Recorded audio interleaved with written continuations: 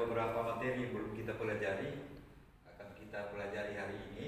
Ya nanti setelah ini juga masih ada, mungkin nanti saya akan kirim video aja supaya semua materi yang akan diteskan itu bisa dipelajari. Nah, kita mulai dari hukum Pascal. Nah, hukum Pascal ini sudah dipelajari di SMP juga. Tekanan yang diberikan pada zat cair dalam ruang tertutup akan diteruskan ke segala arah dengan sama rata. Nah, ini contohnya ya. Ini kayak dongkrak hidrolik yang biasa kamu temui kalau cuci mobil. Ini pasti semua lihat alatnya di pencucian mobil, ya. Mobilnya itu diletakkan di bagian yang besar. Nah, kemudian ini yang ditekan atau biasanya pakai keran kecil itu, ya, diberi gaya kecil sehingga gaya yang diberikan itu, tekanan yang diberikan itu diteruskan oleh zat cair ini. Nah, sampai di sini dia bisa mengangkat mobil yang berat itu. Karena kalau kita angkat langsung nggak bisa kan? Nah, dengan alat ini bisa dengan menggunakan prinsip hukum Pascal. Tekanan yang diberikan di bagian kecil akan diteruskan ke bagian yang besar sehingga bisa dapat angkat mobil. Nah, rumusnya seperti ini. F1 itu diperhatikan gaya di bagian yang kecil ya. F2 ini gaya di bagian yang besar, jangan salah. Nah, kemudian A ini luas penampang bagian kecil. Luas penampang bagian yang kecil. Kemudian yang ini A2 luas penampang bagian besar. Lalu karena ini seperti lingkaran bisa kita pakai pi r kuadrat. Nah, karena pi ada pi di sini juga pi bisa dicoret. Ya, nah itu rumusnya. Diperhatiin. F1 ini bagian yang kecil, F2 bagian yang besar. Nah, kuadrat ya, ini kuadrat. Baik, kemudian kita pindah ke hukum Archimedes. Hukum Archimedes begini, jika benda dicelupkan sebagian atau seluruhnya ke dalam zat cair, maka benda akan mendapat gaya ke atas atau gaya Archimedes. Gaya ke atas itu sama dengan gaya Archimedes sebesar zat cair yang dipindahkan.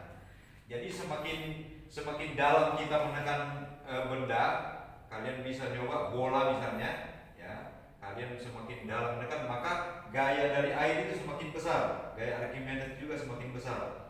Karena kenapa? Bagian yang masuk itu memindahkan zat cair ini ke bagian sini kan? Sebesar zat cair yang dipindahkan. Nah, itu namanya hukum Archimedes. Nah, rumusnya seperti ini. Massa jenis benda dikali volume benda. Nah, perhatikan. Volume benda itu maksudnya semuanya nih ya, semua volume benda ini yang namanya volume benda. Sama dengan massa jenis zat cair Vc. Perhatiin, kalau air kan zat cair itu banyak. Khusus kalau air itu 1000. Nah, jangan salah ya. Kilogram per meter pangkat 3. 1000 kalau air baik.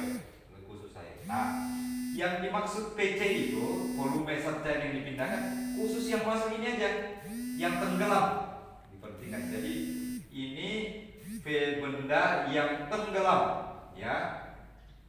Perhatikan, salah nanti kalau ini. Bukan yang di atas ini yang tenggelam. Nah, tinggal dimasukkan ke persamaannya bisa ketemu hasilnya. Ya itu kemudian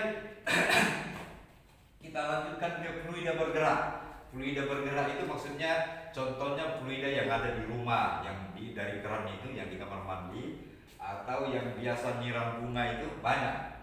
Contoh fluida bergerak atau fluida di air sungai. Nah, saya berikan contoh di pipa ya, pipa. Nah, kalau kita nyiram bunga biasanya supaya airnya kencang keluar, ini kan kita kecilkan, kita tekan gitu kan, supaya airnya kencang keluarnya, lebih jauh kan jarak pancurannya. Nah, persamaannya gini, A1 luas ini ya bagian yang besar dikali P1 kecepatan sama dengan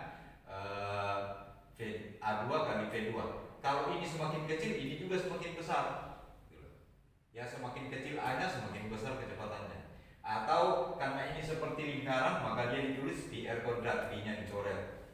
Nah itu ya. Jadi fluida bergerak seperti itu persamaannya. Nah, kemudian anak-anak, kalau kita ke bandara lihat pesawat pada saat dia mau tinggal landas gitu ya, caranya gimana ini? Pakai namanya asas Bernoulli. Ya, asas Bernoulli. Diperhati di sini. Pesawat bisa terbang itu hanya karena perbedaan tekanan aja. Tekanan dari bawah, bagian bawah pesawat sama tekanan dari atas. Nah, supaya terjadi perbedaan ini caranya. Pesawat pesawat itu bergerak ke kiri, ke kanan ya. Ketika dia bergerak ke sini, udara yang di udara bagian bawah sama bagian atas itu kecepatannya berbeda. Nah, perhatikan bentuk sayap pesawat kan dibentuk seperti ini. Nah, karena udara yang ada di sini harus sampai di sini, ini juga sampai di sini dalam waktu yang bersamaan. Karena ini rutenya lebih panjang, maka dia ini harus lebih cepat. Jadi P1-nya lebih besar dari P2, atau bagian atas lebih cepat daripada bagian bawah. Nah, dampaknya apa? Tekanannya lebih kecil, gitu ya. Jadi udara menekan ke bawah ini lebih kecil daripada dari bawah ini. Nah, tekanan itu yang membuat pesawat bisa naik ke atas. Nah, kuncinya di sini. P1 lebih besar, ya kecepatan bagian atas pesawat itu lebih besar dari bagian bawah, menyebabkan tekanannya lebih kecil, ya. Jadi tekanan atas lebih kecil daripada tekanan bawah, sehingga pesawat itu bisa terbang. Nah itu. Jadi saya kira itu dulu, ya. Masih ada lagi nanti gas ideal, masih 2 lagi, ya nanti nyusul aja supaya tidak terlalu ini. Gas ideal sama suhu. Suhu itu kalian sudah bisa ya, memindahkan derajat dari Celcius ke Fahrenheit, demikian juga sebaliknya, pasti udah bisa kan, itu tolong dipelajari ya, Celcius ke Fahrenheit. Nah nanti untuk apa namanya yang satu lagi tadi, gas ideal, akan saya bikinkan videonya semacam gambar ini supaya paham. Oke ya gitu ya. Nah mungkin terakhir, F ini satuannya dalam satuan Newton, udah biasa ya. A ini meter kuadrat, R ini meter kan jari-jarinya. Jadi kalau kita tahu jari-jarinya kan kita bisa ini. Nah, mau pak jari-jarinya pakai rumus ini ya, dikuadratin, tapi kalau luasnya yang ketahuan ya pakai ini. Ya, terima kasih anak-anak ya, selamat pagi.